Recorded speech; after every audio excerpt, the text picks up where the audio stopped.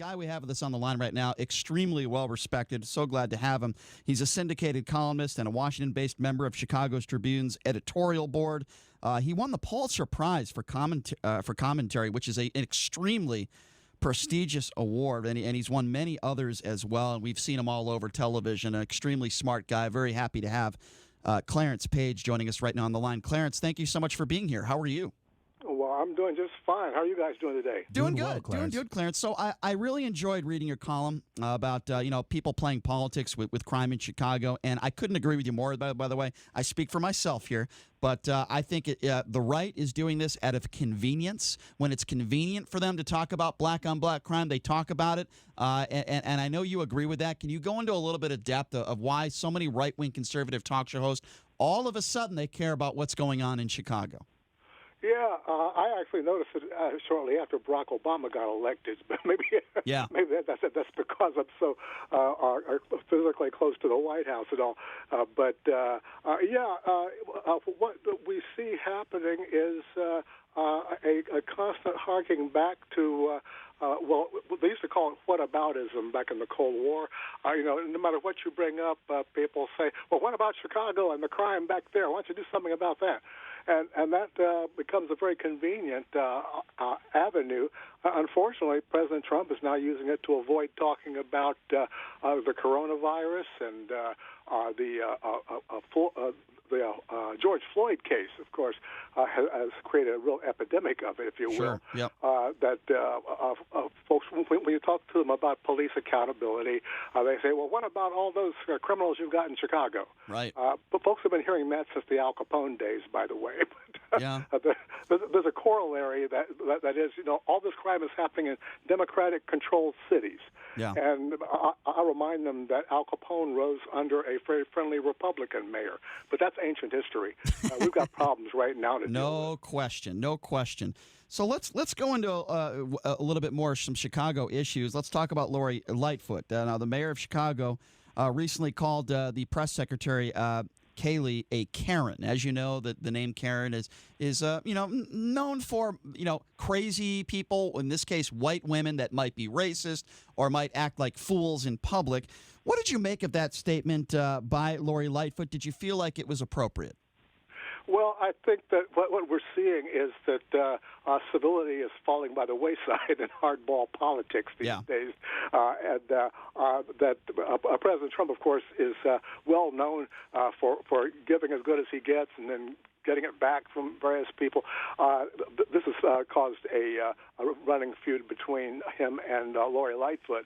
And I think this was a case of Lori Lightfoot doing a Trumpism, which is to shoot back at somebody with a wisecrack to answer cynical politics. I got to say, by the way, before we came on the air here, my newspaper, the Chicago Tribune, has an exclusive story right now that the U.S. Department of Homeland Security is putting plans together to deploy about 150 federal agents to Chicago this week. And this is similar to what's happening, and in fact, it's apparently the same pattern that caused the White House or the Justice Department, to go through proper bureaucracy, has caused the Justice Department to send troops out to Portland. Right. You've heard about that? Yes. Over the past week, there have been some violent confrontations. And the mayor has spoken out against it, right? Yeah. Right, Clarence? I mean, the mayor has said that it has been worse that the president did that. What do you think is going to happen in Chicago? Do you see the mayor of Chicago acting or making similar statements that you don't think it's going to help? You think it's going to get worse? Yeah, this is what's curious about this is, as with Portland, it's not clear why the feds are stepping in or who they're stepping in with. They're using federal agents that are not identified on their uniforms.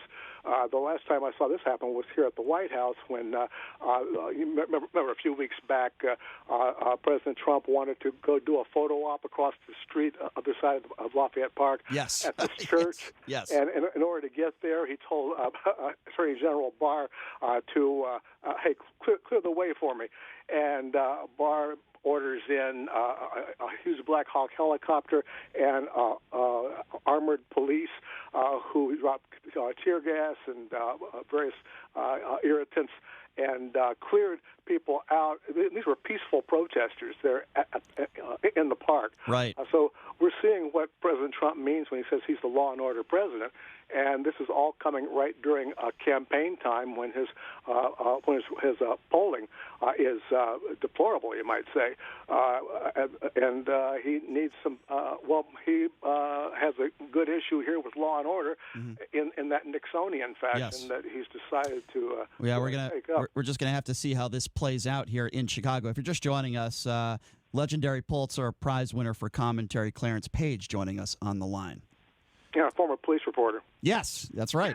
That as well. Go ahead, JD. So a couple days ago in Grant Park, there was a Christopher Columbus statue that was being attempted to be taken down by, I don't know if it was Antifa or just protesters in general, and police officers were called down to help with that, and they had projectiles thrown at them. I think 18 were injured. What are your thoughts on that? Do you think? Why do you think these things are taking place, in places like Chicago? Well, first of all, it's illegal to tear down statues that don't belong to you, and we have to start our discussion from that. There are statues, though, being taken down around the country that are authorized takedowns. Right. I'm talking about Confederate war officers, et cetera, and Confederate Civil War officers. And that's one thing, but in that same spirit or theme, we've got random hooligans, I call them, who've come out just to start tearing down statues, including at least a couple of cases of statues of abolitionists and other people who were opposed to slavery. And this just indicates somebody's just having fun with vandalism. Right. But it is wrong. And local police are well trained to take care of this sort of disruption.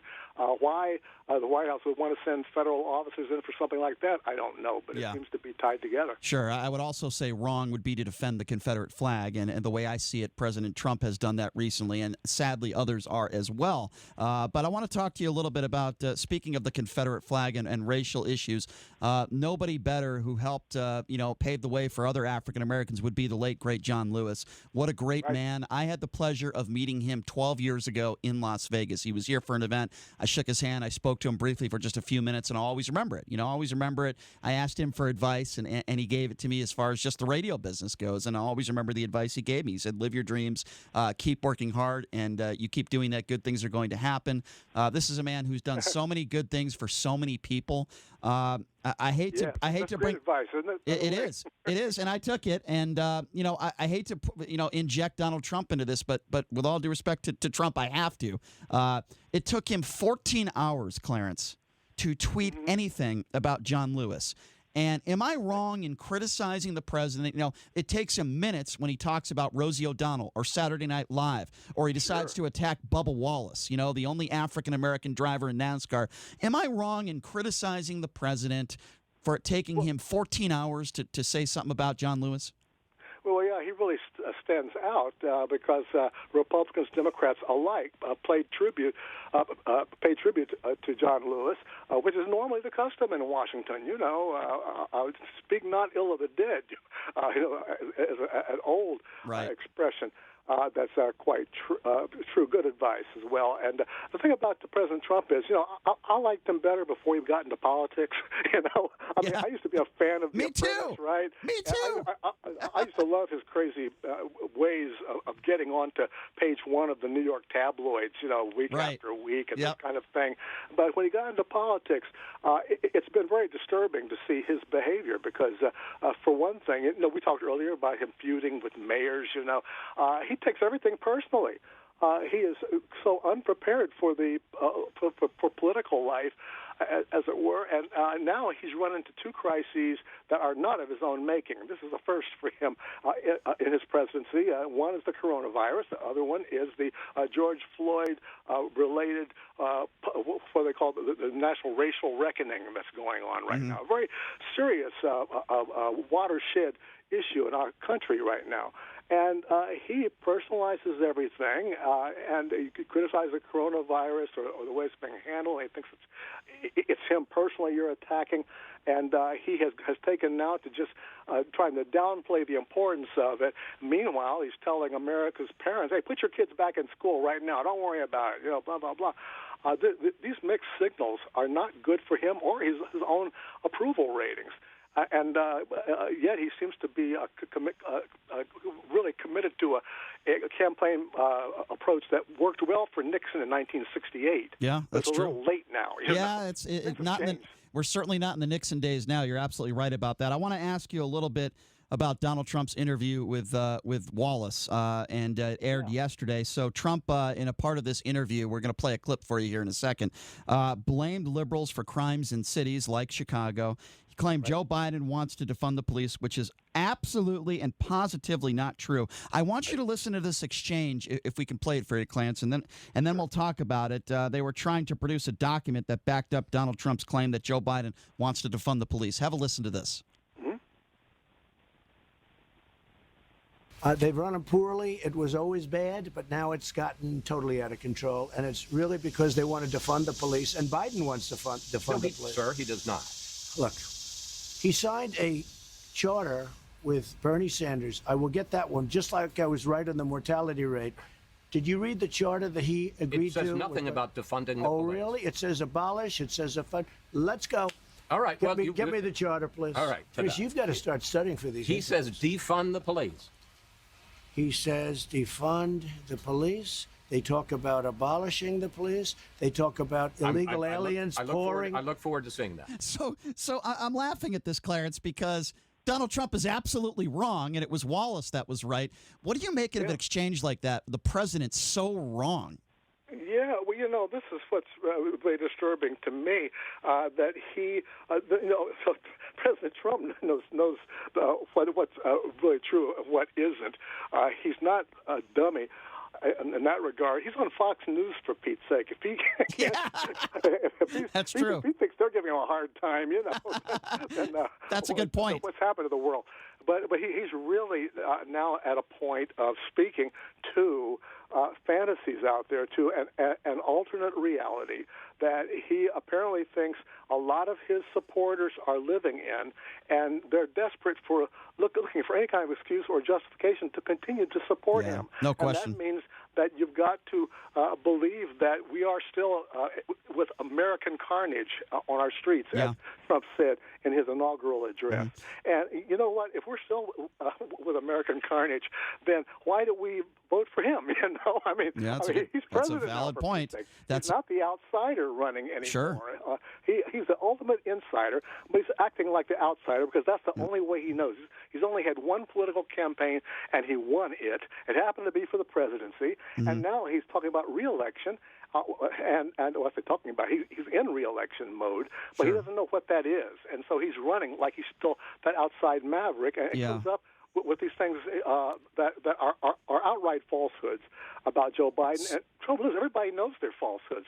He's not dealing with crooked. Well, you know what? I don't know if everybody does. I think semi-intelligent people do, but I hear where you're going with it. You're absolutely right. Let me clarify that and say 61.2% of the people. Fair enough. That's what the polls indicate right now. Yes. And that means that he's starting to lose part of his base, like senior citizens and elderly women are being told now that they can't see their grandkids. Yeah. That's what's happening because in this coronavirus. No, you're right. Crisis. Let's talk. A lot of families. And let's get in the way of grandmas and their grandkids, right? Yeah, it's terrible. No, you're absolutely right. You mentioned George Floyd and race relations in this country. A part of this interview, a moment that I think was very important, was when Chris Wallace accurately showed data that shows that blacks are shot and killed at twice the rate of whites. And he asked Trump if he could understand why blacks are angry. Have a listen to this exchange. Of course I do. Of course I do. Many whites are killed also. You have to say that. Many whites are killed. Now, is that an appropriate response for the President of the United States when talking about racial tensions and protest and Black Lives Matter and George Floyd and the atrocities that have taken place over the last 500 years with minorities, for the President to respond by saying whites are killed also? And then we wonder why we're so divided in this country. Yeah, well, that's the problem. We are divided in this country, and unfortunately, I'm fortunate to have the job that I have because I am forced by professional reasons to talk to people that I don't agree with, and to interview and get to know people who voted for Trump, who voted for whoever, And there are a lot of people out there that Donald Trump appealed to who do feel left out, and I don't blame them. They've been left out of public policy, and they feel rather bitter and hostile about it. And Donald Trump was really talking directly to them. And I credit him for that. He's a salesman. He's not a politician. He's a great salesman, and he knows how to target his sales pitch. But that's not, I don't think, enough to win the presidency nationwide, as the polls indicate. He could still pull it out. But nevertheless, the reality among most African Americans and a growing number of white Americans is that they understand that the system is working against justice for all, regardless of race, creed, or color. Mm-hmm. And that is a reality that has been growing, and the call for serious debate, serious discussion. Sure, I agree. Donald Trump doesn't want to be part of that. He wants to be part of the political debate, which means, my side against your side. Right, he wants to divide. It's about ratings, and his base. If you're just joining us, we're speaking with Clarence Page, Pulitzer Prize winner, and also a syndicated columnist. Let's talk a little bit about the Confederate flag. I've been very clear when it comes to the Confederate flag. It is a symbol of hatred, slavery. It is just pure bigotry. I don't know why anyone would defend the Confederate flag. Well, the President of the United States doesn't seem to now take a position on the Confederate flag, yet he attacked NASCAR for banning the Confederate flag, and Wallace asked him his thoughts on the Confederate flag again yesterday. Have a listen to this. It depends on who you're talking about, when you're talking about. When people proudly had their Confederate flags, they're not talking about racism. They love their flag. It represents the South. They like the South. People right now like the South. I say it's freedom of many things, but it's freedom of speech. So you're not offended by it? Well, I'm not offended either by Black Lives Matter. That's freedom of speech. And the whole thing with cancel culture, we can't cancel our whole history. We can't forget that the North and the South fought. We have to remember that. Otherwise, we'll end up fighting again. Clarence, my question is, if this is about freedom of speech, then why did he have a problem with a Black Lives Matter mural on a public street in front of his hotel? Well, he's not being totally candid about that. To be candid, it's about culture war. That's as he envisions it. That means you take the arch conservative side on issues like the Confederate flag or Black Lives Matter, et cetera.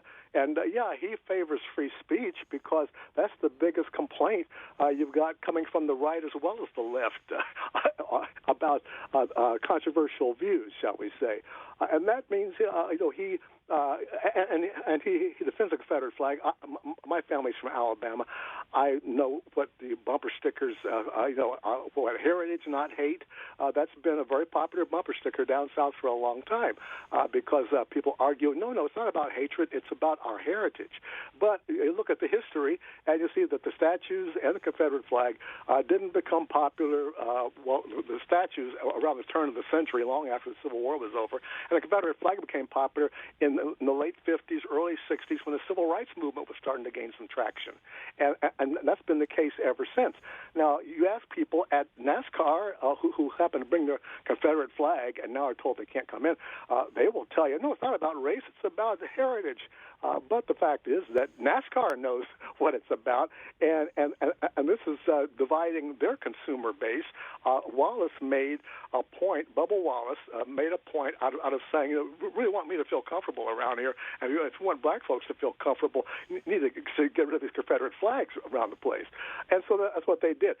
It's not a violation of free speech or the First Amendment because it is a private property. NASCAR is a private organization. Now, if you want to bring your flag to the parking lot, or if we're outside NASCAR, fine.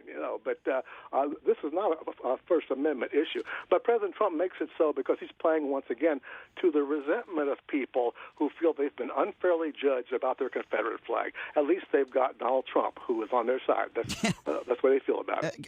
I guess because we only have a few minutes left here. What would you say to somebody that would tell you that the Confederate flag means something different to so many other people down south, and it's not. You kind of you talked a little bit about that, but if somebody came up to you, Clarence, and says that to you, and they live down south, and they say this doesn't mean racism to me. Here's what it means. It means about my history. I mean, what would be your 30-second response to somebody like that? Because I struggle with that sometimes. Well, first, they haven't. They don't have to come to me. I've gone to them. I've interviewed folks from the Daughters of the Confederacy and the Sons of the Confederacy in the past, and we've had good talks because coming from the land of Lincoln, I thought the Civil War was over in 1865, and as the Virginia gentleman told me, oh, no, that wasn't over. That's just halftime. And there are a lot of folks who believe it is halftime, Right, right. That the South's going to rise again, blah, blah, blah. That spirit is still very much alive. And so I've learned a lot about the Civil War just to arm myself for intelligent discussions. And, there were several Confederate flags, for example. But this battle flag, Robert E. Lee's battle flag, became real popular and closely identified with the anti-civil rights movement. And it's people incorrectly call it the Stars and Bars, by the way. That was a different flag, but most Americans wouldn't recognize that. They would think it was Puerto Rico's flag or something. But there is... and there are a lot of people who sincerely believe that they're just speaking of heritage. And that's the kind of cultural gap that politicians exploited for decades, going right up to George Wallace and, among others, Strom Thurmond. Those days are over, or so I thought. Donald Trump is reviving them. And believe me, I never thought I would see the shall we say, political heir to George Wallace, being a guy, a multi-millionaire from Queens. But that's what happened. Mm-hmm. And, so it's who now claims Florida as his home state, by the way, because there's more electoral votes down there than he can possibly get. Right, exactly. Well, I got to tell you something. Let me just say this, Clarence. You're certainly a legend in this business and well-respected throughout the country and throughout the world, quite frankly, and a Pulitzer Prize winner. And we really do appreciate you coming on. And your thoughtful journalism is, I hate to say it, it's missing with a lot, throughout the country. And you really do a wonderful job. And I would just appreciate you, and I appreciate you coming on our show and taking the time and being so eloquent in your answers. So thank you so much, Clarence. Thank you for having me, and best of luck to you. I love Vegas, and I wish you the best, like all the rest of us in this country. Thank you. Same to you, Clarence. And health, prosperity for you and your family. Thank you again for your time. We appreciate you. Thank you. Yeah, thanks a lot, Clarence. Have a good one. Take care. There you go. Take care. Not every day you get to speak to a Pulitzer Prize winner, and that man is a legend in the business. And I think you see why in his thoughtful answers. Really, really intelligent man, and really do appreciate him taking some time to join us.